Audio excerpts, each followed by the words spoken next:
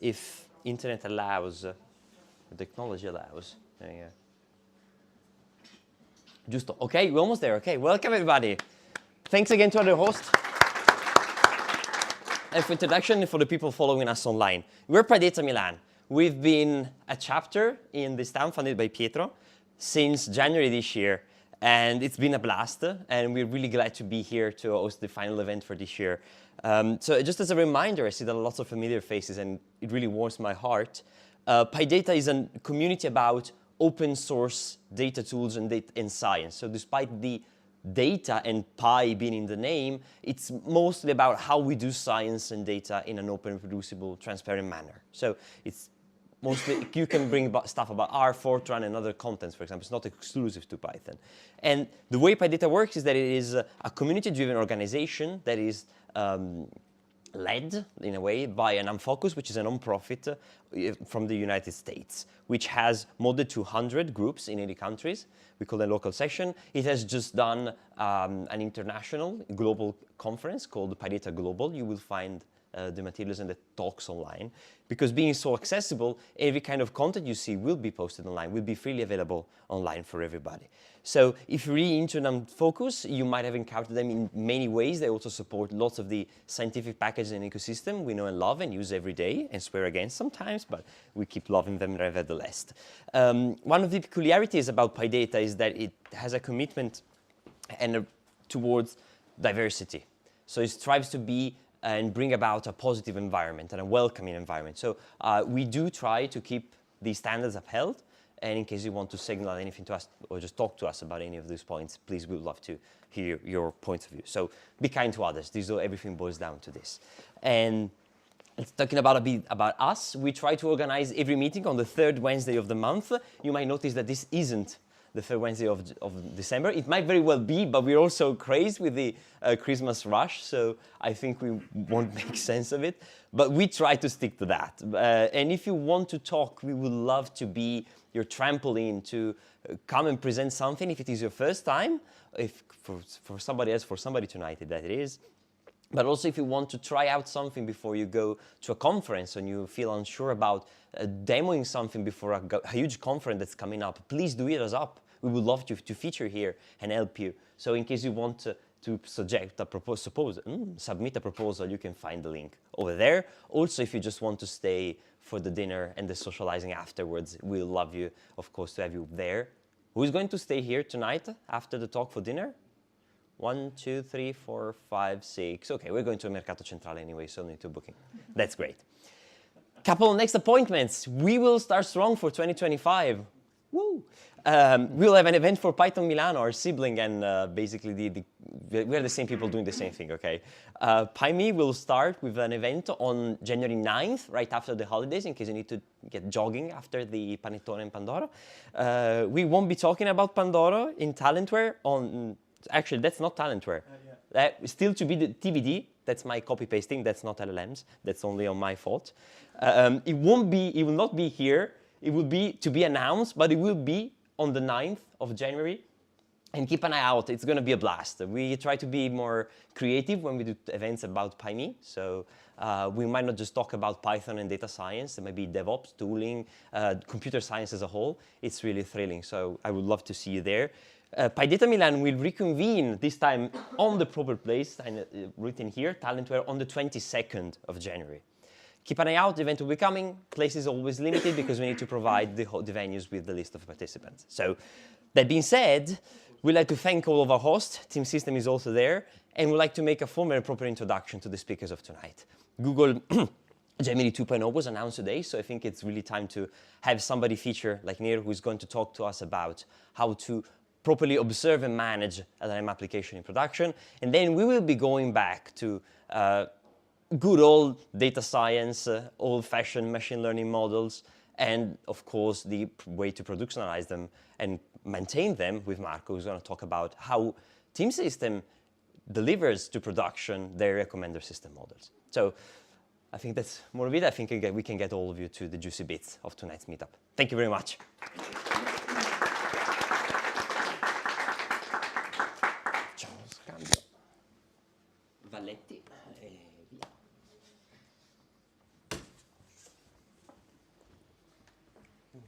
Questo è lo spegnere, quindi.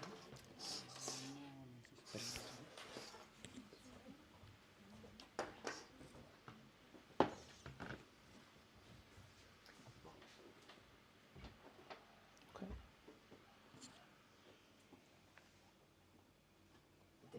Yeah, okay. Okay. Whoa. And the other one is working, right? Yeah. Okay, cool. Great. So hi, everyone. I'm Nir, CEO of Traceloop, and I'm going to talk about an open source we've built last year called OpenLLMetry. And yeah, it's going to be like more an engineering talk than a data science talk, but We like those. yeah, we'll make it through. Cool. So super simple. I'm going to talk about OpenLLMetry. You're going to see a short live demo, and feel free to ask me any questions in between. Okay, so OpenLLMetry is an open source, and in case you haven't noticed, it's based on another open source called OpenTelemetry. And so before I'm going to talk about OpenLLMetry, I'm going to spend a couple of minutes talking about OpenTelemetry. And if you're not coming from an engineering background, you might have never heard about this project. But actually, OpenTelemetry is one of the biggest open source projects in the world. It's built and maintained by the CNCF. It's one of the organizations under the Linux Foundation. And so the biggest one, the biggest open source project there is Kubernetes, and the second one is OpenTelemetry. And this is like this. It started around like 6-7 years ago, and it became pretty big. It's currently supported by every observability company in the world, and as you can understand, it's an observability protocol. So what exactly is OpenTelemetry? Basically, when we talk about observability, we talk about 3 different things we can kind of observe. One is logging, which is like just arbitrary events happening in the system. So if you've ever written print console.log or something, you've done logging. So this is like the most simple stuff. Metrics, so things like token usage, we're talking about LLMs, token usage, latency, error rate, basically things that you want to monitor across time, and you want to see trends, you want to see averages, and you want to log data points and look at the average across time. So these are metrics. And last thing is tracing, which is actually where OpenTelemetry started. Tracing is your ability to track multi-step processes. Specifically, when this started, it was mainly around like complex microservice architecture. So you had like services talking to each other, want to see and track complex processes across services. But surprisingly enough, when you run complex chains or workflows with LLMs or RAG pipelines, it can be also like the same protocol can also be useful here. So logging metrics and traces. This was just maybe a bit too high level, but let's talk about the code, like the open source itself. What does it include? So first, we have we have a lot of SDKs. We have 11 different languages supported, from Python, of course, TypeScript, Go, C++, Java. Every language that anyone is building with is supported with OpenTelemetry.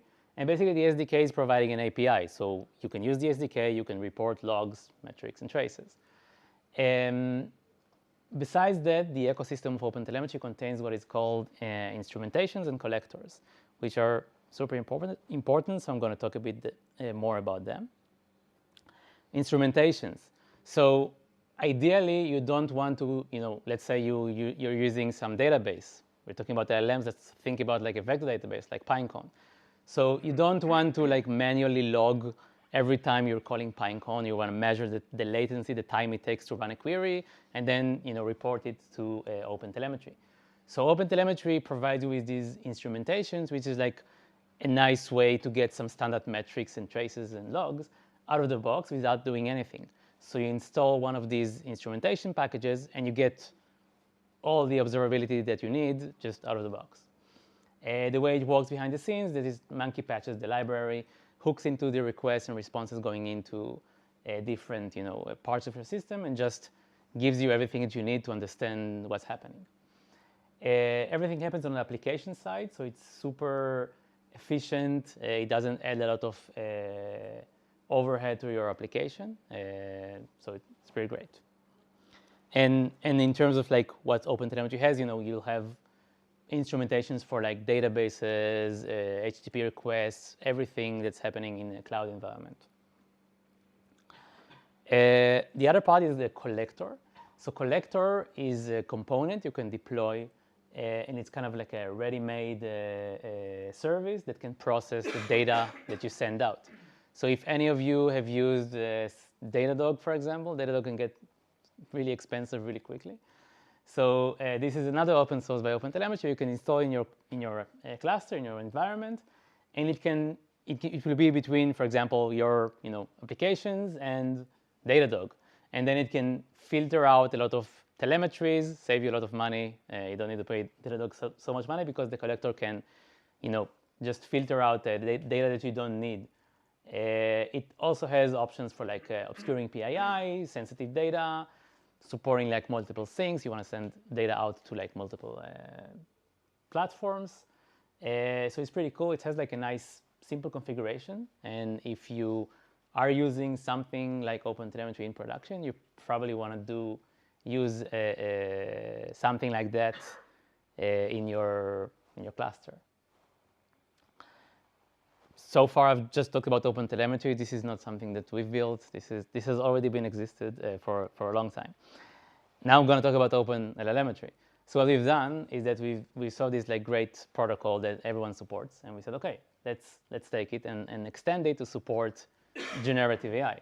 So we've built instrumentations for OpenAI, Anthropic, Gemini, all the logos that you can see here. And we logged and emitted traces and metrics for everything that we think you need in order to observe your generative AI application. We support, I think right now we've built instrumentations for every foundation model that is out there. We also built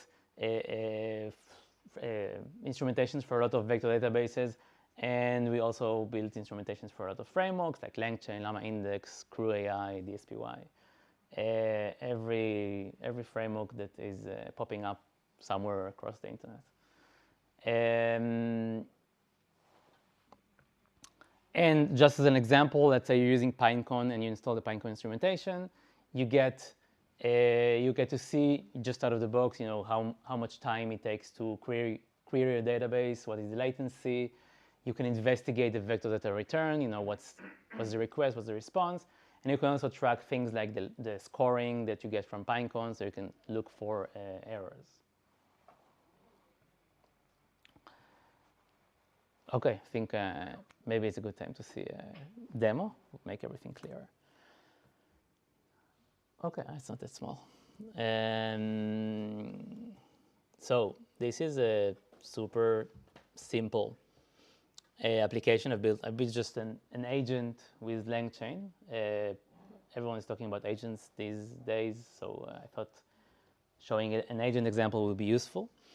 And it's nothing fancy here. It's just like it's an agent that has a Tavili, which is a tool that you can use for searching the internet. And then I'm just asking, I'm saying, hey, I'm where is it? Oh, sorry, I've opened the wrong file. Okay, this is the right file. Okay, so this is just has the Tavili search results. It's building a React agent, and it's just asking what's the weather in Tel Aviv, which is where I live. And great. So we're going to run it, and we're going to see why we need observability. So it will take a few seconds, and we'll see a lot of things that will be hard to understand. Yeah, like a lot of things happening here behind the scenes. It's kind of might be a bit hard to understand what's happening. I think there's like a tool call here. There's like another AI message.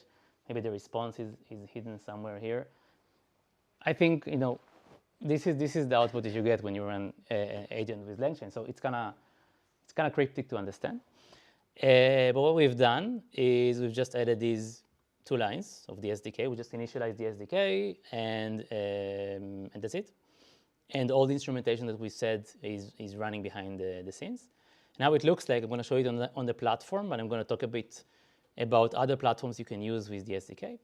And so this is how it looks like. So you can actually see and trace everything that happened. You can see how much time it took to run the agent. You can see how much time it took to run the agent. You can track down, we had a call to OpenAI, and you can see what happened here, what was sent, what was the response, how many tokens, what was the cost, everything that you'd expect to see. And you can actually easily see, that we called one tool, we ran a search query to get the Tel Aviv weather today, and we got a response, and then we called OpenAI again to parse that response. Great, and then we got like a nice answer that we've returned to the user. So I think this is like the best example of why you need tracing and why looking at, this is kind of hard. But when you look at this, you can really understand what happened, what were the different steps taken by the agent, and what was the final response that was returned. And I think the cool thing about it is that it's based on OpenTelemetry. So basically every platform that's supporting OpenTelemetry can be connected to the SDK. So I'm CEO of Traceloop, so I've shown you Traceloop, but you can easily connect it to Datadog or Dynatrace or Google or IBM or like whatever platform that you're using.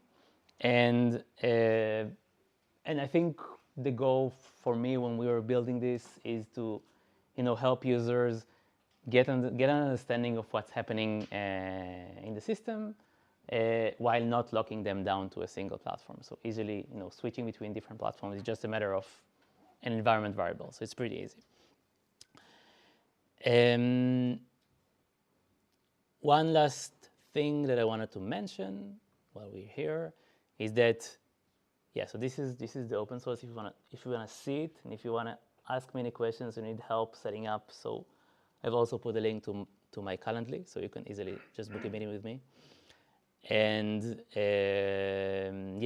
and the last thing I wanted to talk about is a cool new open source project. I love open source, so we're building a new open source project. It's an LLM gateway written in Rust. We've seen a lot of LLM gateways like LLM and others, but they're all written in Python. And I know it's like PyMilano or PyData, but Python is a bad language for like production scale applications. So we really disliked everything that was available for everything that was written in Python, super slow, can't handle minimal scale. So we've just rebuilt it in Rust, and we've just open sourced it as it is. So it's super low latency. It's like adds a couple of microseconds for every request, and it can support tens of thousands of requests in parallel. So it's super efficient, and this is because Rust is a great language. And it's also supporting OpenTelemetry. So you can install it, connect it to the ecosystem and to whatever platform that you're using. That's it. If you have any questions or anything.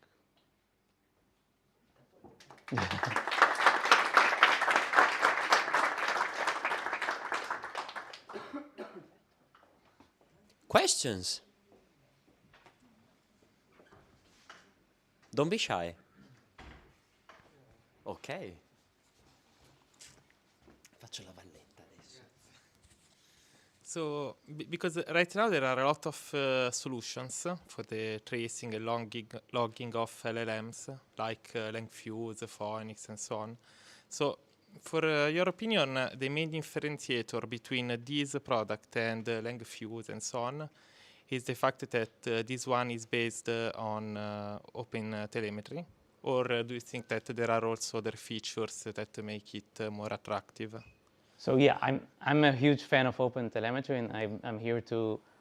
It's actually not good for my business that I'm talking about OpenTelemetry, because at the end of the day, LangFuse, we were in YC, LangFuse were in the same batch as us, and then we are actually collaborating with them on, and they will be supporting OpenLLMetry as well. Okay.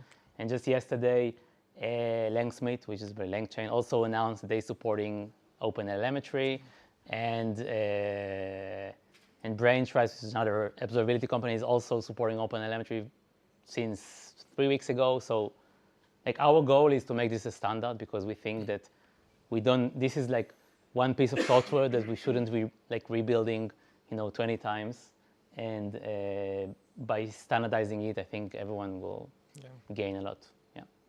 I think it's great. And for the gateway, I was used to Light LLM, and I think it's great. It has a lot of features and so on. The latency is more or less good, but for most of applications, it's okay. And in this case, also the main differentiation is about the speed of the gateway. Yeah, speed, ability to handle a lot of concurrent requests. Yeah. So if you have like millions of calls to LLMs, then you probably will need a couple of like light LLM instances, and this is like a single one you can just will just work for you. And the OpenTelemetry bit is again like we want to tie it back to the ecosystem that we love. Thank you.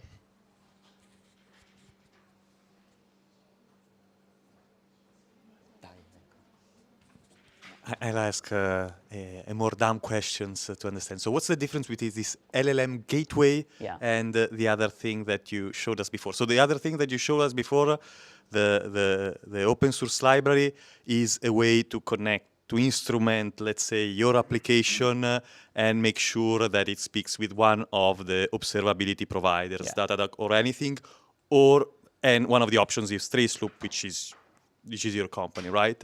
And this gateway, what other kind of roles it plays here? So it's just another way for you to get like the observability. So one way is to use, this is an SDK, the one I showed you. So the way we install it, you need, let's say you like have 50 different places in your organization that is using LLM. So you need to install the SDK in each one of them and initialize it.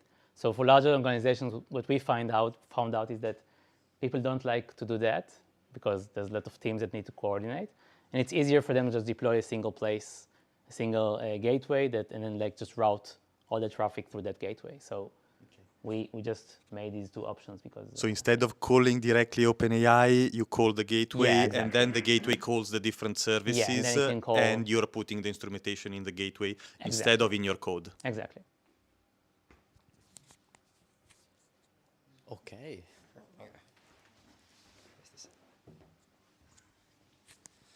So I wrote OpenAI, but actually, for example, we are using Azure OpenAI as a solution to invoke OpenAI. And I saw into the demo that there was the cost of a single call, which is actually something which you don't know when you call OpenAI into your code, but which is provided by Azure on the other side. So I was asking how this is handled into the system. So it's the server which knows the code from the cost from where. Oh, so it just tracks it calculates it from the token usage, basically. Yes, but the price per token is for 1,000 of token is from where? Where do you? Oh, take it's from. I'm guessing. So even for like Azure, like there's like standard cost. If you have like discounts or anything, we wouldn't know about it. But we just, based on the model and the token amount, we try to guesstimate how much will it cost you. So I'm guessing like if you're like, for example, maybe this is what you're asking. Like for Azure, the model we might not be able to know which model you're using because it's a deployment. Yeah, and if you're using just a random name for deployment, For example, if you use a TPU solution with fixed cost at scales or to the consumption, SaaS-based consumption. So my point was understanding if when I trace a call, then there is a server on the other side which calls Azure to know this or not, or if it's stick to. No, this is only client side, so we're not like connecting to Azure. Okay. Yeah. Like so. LLM Lite, that's the same. Yeah. Yeah. And just another question: is it possible to, in some way, tag the calls or the solutions so that after that we can see a more big picture of which kind of application and to segment basically? I haven't covered. There's a lot of like ways to customize it. So there's like a way to like, you can annotate parts of your code with like this task or workflow decorators, and then it can like, allow you like to like tell, okay, this is one part of the code, this is another part, and you can also like track user feedback, and you can also add like session ID, user ID, so you can group like similar traces. There's a lot of things, and everything is like OpenTelemetry. So again, it's like just a standard protocol. I have a question on the hub, on the gateway that you mentioned as the last slide. Yeah. So this is for observability.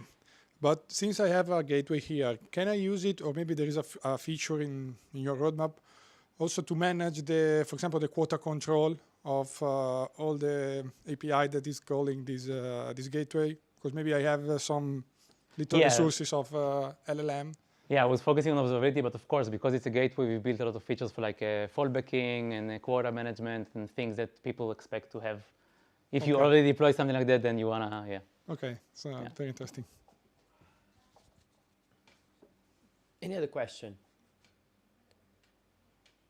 Well, I had one. There's actually one, so I need to pick one. How do you choose the standard for the gateway? So like the API interface for the gateway, did you stick with, I don't know, OpenAI API standard, which is the most common, or did you develop one? Like the ingress. Yeah, right now it's OpenAI. Okay. We wanna be like many-to-many. So I think at some point we'll have like also Gemini and Anthropic as an input, because we figure that like when we come to organizations, sometimes they already have, like they use Gemini already, so they don't wanna like replace all the SDKs across the organization. So we wanna support like everything on the ingress and everything on the outgress, or egress. Okay, very cool. So I'll sneak in another question, a treacherous question. What are the downstream uses or potential application after you log all of the traces? So it could be like an example to talk about Traceloop. So once I store everything in there, what can I use it for? Like triggering, alerting monitors? Can I use Traceloop to schedule something and warn me or send me an email if something goes for awry? us, so what we have in the platform is that we have a lot of monitors, so we can like analyze. We know how to analyze these traces and like detect hallucinations and make sure that the output is consistent with the input. And if not, you can get an alert over email or Slack. And we have like a way for you to like manage data sets, so you can like import data from production and like build this, like kind of like smart data set. It's kind of like a smart Google Sheet where some of the columns are like prompts, and then you can like run them and like experiment against your like production data. So it's gonna look like this. And you can like run a single prompt against some inputs you've seen in production, importing from the traces, and like calculate, evaluate the outputs, and then work with it. Like I think we've benefited a lot from the fact that this is like the traces are standard, because you can do a lot of things on top of that. Okay, thank you. So thanks again, Neil, for this incredible talk. Thank you. It's exciting to have a YC startup being here for the first time on stage. And then I think we'll do one slight change of stream and also video gears. Then we're ready to go with the second.